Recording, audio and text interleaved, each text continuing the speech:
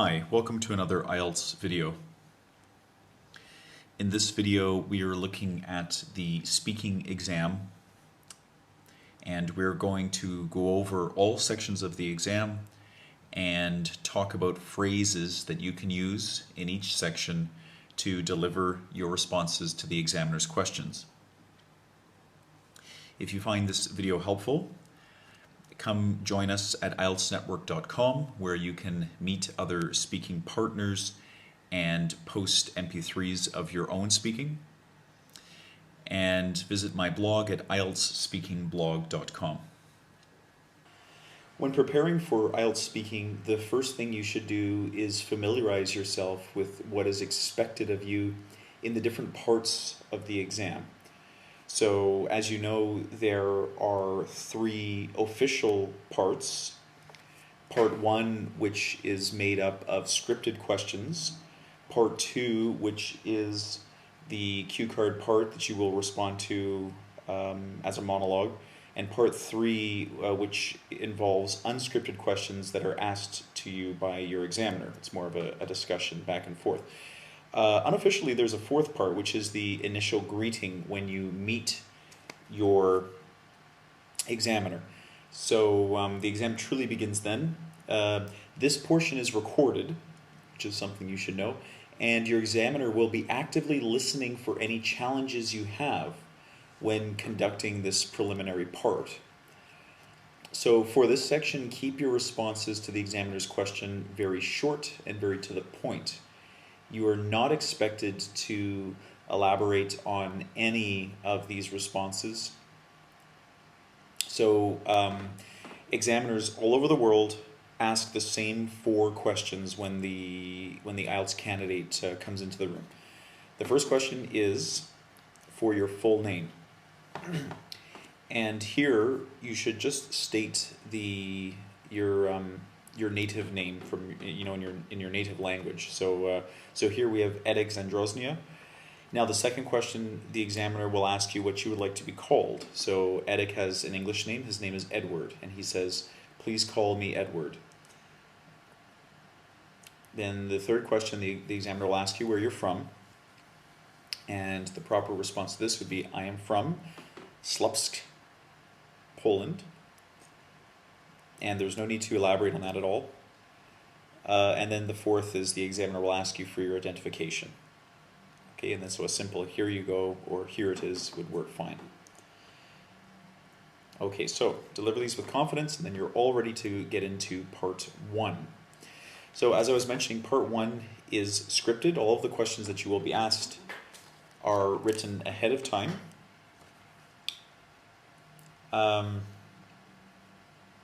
Your response to each of the questions in part 1 is on average 25 seconds, but that's a very loose average because you will have some responses that could be as short as 5 seconds if you're simply stating a fact in response to a question that only needs a single fact, but some responses might be as long as 45 seconds. So typically the shorter responses are responding to questions that are asking for facts, and the longer responses are responses to questions asking for opinions. So if you're asked an open-ended, broad question like, "Could you describe your hometown?" which would be a mixture of fact and opinion, or "What sort of work do you do?" or "Tell me about your family," you should do what you can to summarize your response. You don't want your response to go much further than 40 or 45 seconds, because you should remember that the examiner is going to be asking you 12 different questions in just part 1. So, and they have 5 minutes to do this. Well, roughly 5 minutes. I mean, it's flexible, but the entire exam is 15 minutes long. So this section, the examiner is trying to get everything out of the way within about 5 minutes or so. Okay, so that's all I wanted to mention about that. So now let's look at the section here. Now the first section of part 1 is going to be either about your home or your work. It's never about any other topic. So you can plan ahead and look at some of these sample responses that I'm offering here. So if the examiner were to ask you, where did you grow up? Now, you want to give a full answer, you don't want to be long-winded, you do not want to be too brief. So I grew up in Śląsk, which is a city in the northwest of Poland towards the Baltic Sea. The street I grew up on ran through a quiet farming suburb of Śląsk, and therefore my childhood, the home of my childhood, was quite peaceful. Okay, that would be a full response to that first question. Now, I'm going to share some full responses, and then as we move along, I'll share just little phrases that you can apply to your own responses. Where do you live now? I live in an apartment building on the west side of Shanghai in the Xujiahui district.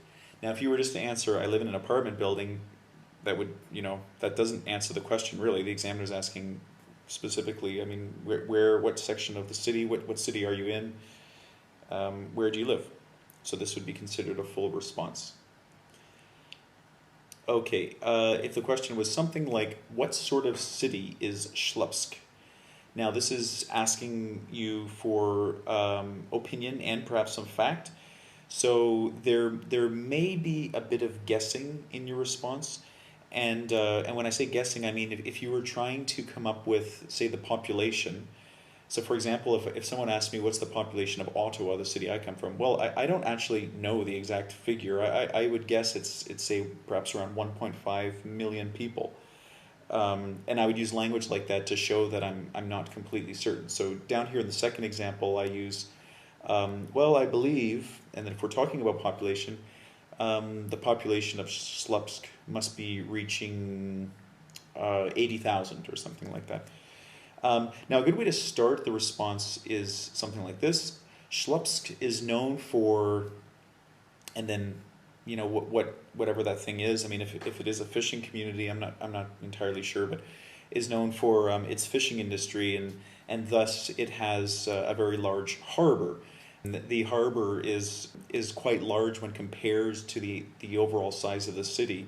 And then you would kind of develop, the response on a little bit more from that. Sharing examples can help as well in these sorts of when you're sharing an opinion sort of questions, because you can help to add a tangible element to your response. For example, if I were to flip it back to my home city of Ottawa, I might share the example that there is a very large tech area, and thus the city of Ottawa has a significant proportion of the technology sector industry within Canada. Okay, some other phrases we could use are, now if you need to buy yourself some time just to kind of collect your thoughts, try something like, well, let me see, I guess Śląsk is, and then you could proceed from that, or in my opinion, Śląsk is a very charming city. It's a historical place, and then you could perhaps mention a thing or two about that. And how that has shaped, the culture of Śląsk today. So this sort of question, I mean, you'd be looking at responding in probably over 30 seconds, because you would have more to say about this, and the examiner knows you have more to say about this, so they're expecting you to elaborate a little bit. Now, if the questions are asking you about work, so for example, the obvious one, where do you work? This is a very simple, straightforward, it's a question that's looking for facts. There is no need to, use a phrase, for example, like, well, let me see. Well, that doesn't make sense, because you don't know where you work. You should be able to answer this within a second. So straightforward. I work at the PTW Insurance.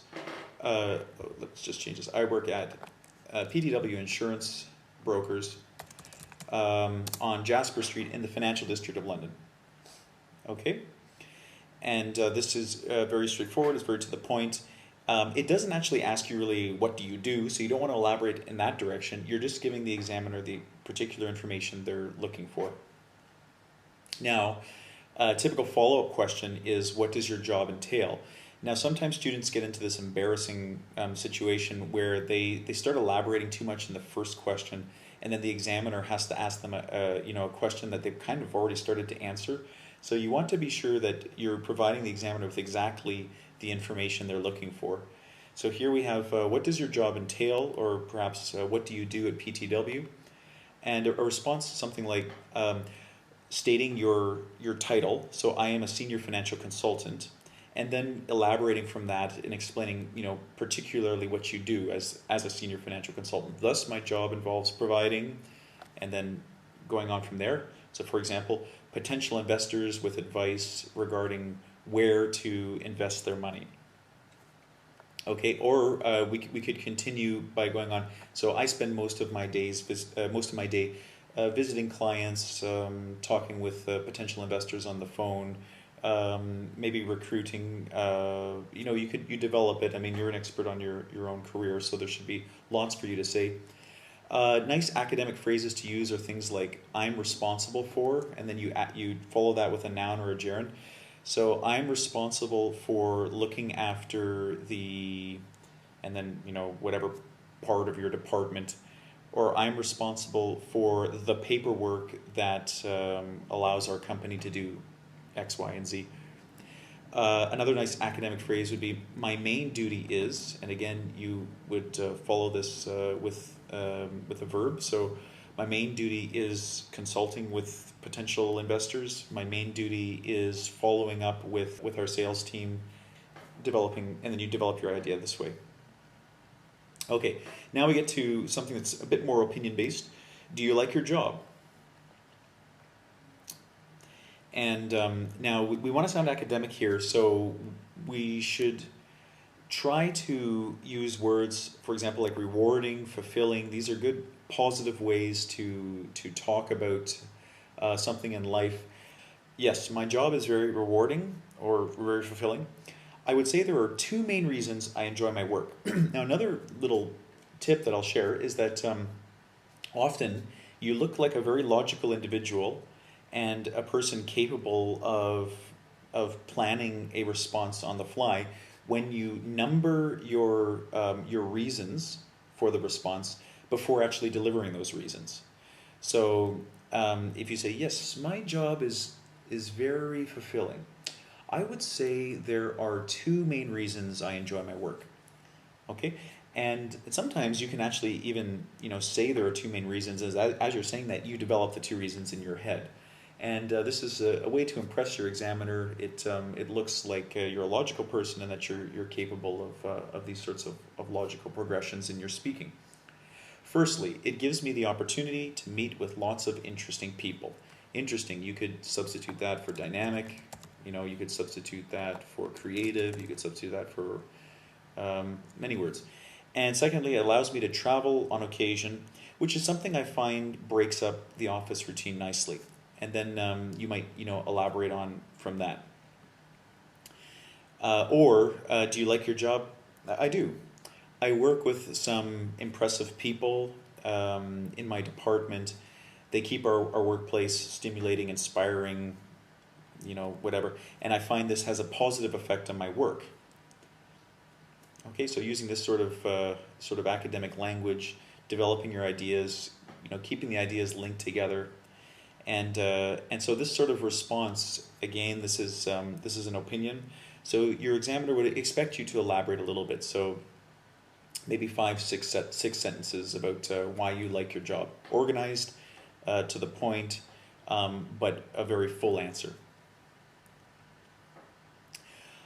Okay, so now after that first section of part 1, you will come to this section. So the examiner will ask you 4 scripted questions about another topic, and this section is roughly 1.5 minutes long, maybe a little bit longer, maybe as long as two minutes. So this could really be about anything. So I'm just sharing a few things that you can use. Sometimes it's nice to qualify your verbs with an adverb. So here we have "I particularly enjoy," or if the examiner is asking you about maybe what you do on your free time or something like that, you sound more academic when you qualify your response using these descriptive words. Or for example, "I would have to say." Now this is a great phrase because you can apply it to so many different things. Even when we were talking about do you like your job? Well, I would have to say that, yeah, there are several things I enjoy about it. It's a nice sort of lead into to whatever you're going to be talking about, and it makes you sound very fluent when you use it. I would have to say the infrastructure is something I would alter. So for example, again, if your examiner asked you about Ślubsk, if we were this individual from Poland, and they said what would be what's something you would like to improve in your hometown, in your home city, this would be the kind of structure we would want to do. I would have to say the education system is something I would be interested in developing. You see, and then perhaps an example we stick in here. So you see many children are being held back, or many children are experiencing, or something like that. I wrote here a brain drain just to remind me that to share an example from my own city. So for example, in Ottawa, Ottawa perhaps is experiencing a little bit of brain drain. So educated people are going to other cities or to the United States or somewhere else to work, and that's something that I would have to say is something I would want to change, something I would want to alter about my home city. Buying yourself more time. Always good to have these phrases in mind, and have several of them, because you don't want to keep saying the same thing. Every time I don't want to say to my examiner, let me think about that for a second, because the examiner is going to think I'm talking like a robot. Let me think about that for a second. I suppose the thing that I would want to alter about my home city is XYZ. It's hard to say. I would guess a couple of different phrases we can use to start our speaking and to stimulate more thought. The examiner asks you 4 scripted questions about another topic. So here, this is the 4th topic, and they ask you, asking more questions about it. Not that perhaps it could be something like, well, what do you think would be a challenging job? And you should be looking for modals in their questions, because typically when you're asked a question with a modal, you're going to respond with the same modal. So I imagine being a police officer would be challenging, or would be rewarding, or would be exciting, depending on what the examiner is asking. Or I imagine, now here, yes, I just wanted to note to myself, so it's a noun or a gerund. Yeah, so anyway, it's just, this is the structure here, and you could stick in a noun or a gerund if needed, and then you would elaborate on that, because, and on. Okay, let's talk about part 2. Recently I made a video entirely on part 2, so you might be interested to have a look at that. I'll put a link to it in the description of this video. So as you know, in part 2, you're handed a cue card, and the examiner gives you 1 minute to prepare. And you are expected to deliver a 1 to 2 minute monologue based on what your cue card says. Okay, and then roughly this section of the test is 5 minutes, roughly. So when you are preparing, you want to write a few keywords to help you remember what you want to say about the different things on your cue card. I also strongly suggest you get down some vocabulary that fits in with what the subject is. So if it's, for example, a medical related subject, write down a few key pieces of academic medical vocabulary, because sometimes when you get to speaking, it can be easy to forget these words and not use them. And if you have them written there in front of you, you can pull them into your response from time to time. So now, nice ways to start the part 2. If it asks you, for example, what are some problems of whatever. So there are several, and then we might, expand this to say something like, there are several reasons why X, Y, and Z are happening. Firstly, this is happening. Secondly, an additional reason is, and we progress our response that way. Sharing examples is a good strategy to follow, because it helps, once again, you put a tangible slant on your response, and this can really help to add some weight to the overall response that you're giving to the examiner. So I feel XYZ plays a good example here. Or, for example, for instance, you can use these phrases too. Okay, now when we want to progress, we would use phrases like, another thing to consider is, or phrases like, that leads me to my next point. So if you want to connect, and these sorts of phrases are great. Your examiner will love them because it makes it look like there is a logical progression to what you're saying. Lots of, they definitely can't mark you down for cohesion. And if you're saying these phrases, in exactly this pattern, they can't dock you for grammar because everything I've got on the screen here is grammatically correct. However, it is important not to forget that. Okay, so if you are talking about, changing something, and there may be some repercussions from that change, so you might want to point those out. However, it's important not to forget that. Although I don't know much about XYZ, I can't say that I know, I can't say that it is whatever, or I do know that it is whatever. As far as XYZ is concerned, I would imagine, so this is often a good way to return to a point perhaps that you had brought up earlier. So as far as Ottawa is concerned, I feel that the brain drain issue is really minor. It's not something that's going to have any significant effect on the overall ability of people in Ottawa to produce tech-related products. Okay, let's go to part 3. Now, part 3 is different from part 1 in that the examiner will be referring to unscripted questions. We'll be giving you unscripted questions. So it's much more of a discussion than part 1. And it will challenge you with questions that require you to give suggestions, to analyze a problem, to compare or contrast, to speculate. So for example, what do you think would happen if XYZ? So this is asking you to speculate on a problem or a possible problem. You may have to explain something or defend something. So for example, in your monologue in part 2, you might have said something and then the examiner will respond, you said that you feel there should be fewer holidays in your country. Don't you think people require the occasional holiday to recuperate? They might ask you a question like this, and then you have to defend what you said earlier. Your response to each question is expected to be about 25 seconds long, again, on average. You should remember to be confident and engaged when you speak. So it's supposed to be a discussion. And in this section, your examiner will be more forgiving if you ask them to rephrase a question, because these are questions coming mainly from the examiner's mind. So even between native language speakers, asking for clarification on a question is normal. So asking for clarification once won't be a problem.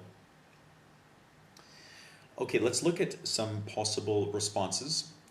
So for example, if the examiner connects this to your part 2 response and says, when you were talking about your dream job, you mentioned you like science. How did your interest in science start? Okay, and then we would respond with something like, well, I suppose my fascination with whatever, if it's science, commenced when I was about 13. I had an inspirational teacher. And these words in here, because we all need to, some time to think sometimes, and these can be stretched a little bit, even, up to here. Well, I suppose my fascination with, see, I can stretch these out and it gives me a bit more time to think, and it makes it so that the examiner doesn't feel I'm being awkward, or that I'm pausing, or that I'm creating any sort of interruption in the flow of my speech. Okay, so don't be shy to pull these out a little bit if you need the time.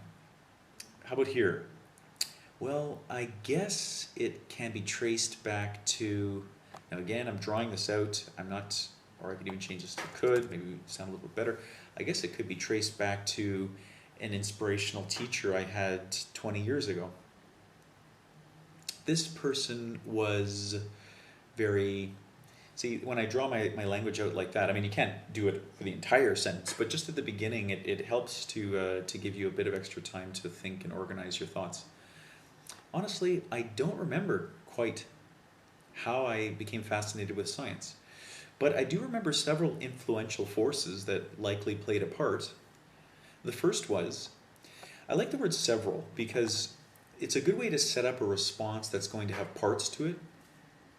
And sometimes, like we were talking before about things that we enjoy about our job, and we can specifically say there are two things I particularly like about my job. Sometimes we don't really know, or we're not entirely sure how many points we're going to be sharing. So word like several helps to set up a logical response nicely. And then we can talk about the first. So the first person, and then what happens is then something else pops into your mind. Oh, and I can't forget Mr. Stevens.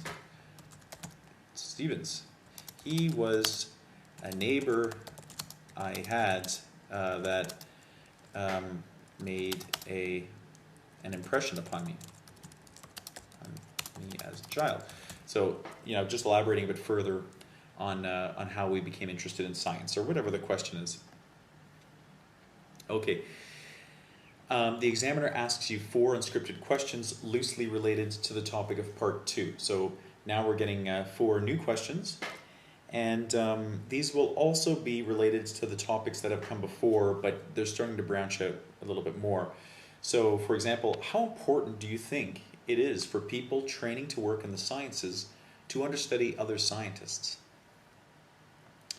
Okay, so this might take us a second to pull our thoughts together, and these sorts of questions. I mean, like I was saying, you could ask for the examiner to rephrase or to state again, because they are a little bit longer and they're going to take a bit more brain power to respond to. So I feel that is a critical step to the training process, or I feel that is an imperative step to the training process.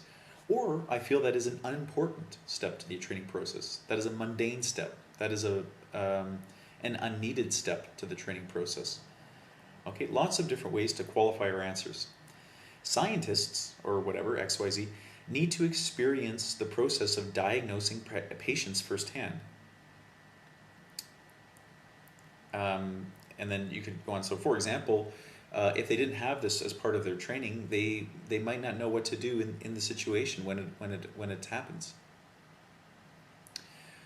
Or we could respond something like, understudying is a major part of. I feel it is modestly important. Of greater importance is the theoretical training they get in class. Okay, so here we're turning the response around a little bit. How important is it? It's not important. What is more important is XYZ. I suppose that would depend on what science they're studying. And again, drag this out.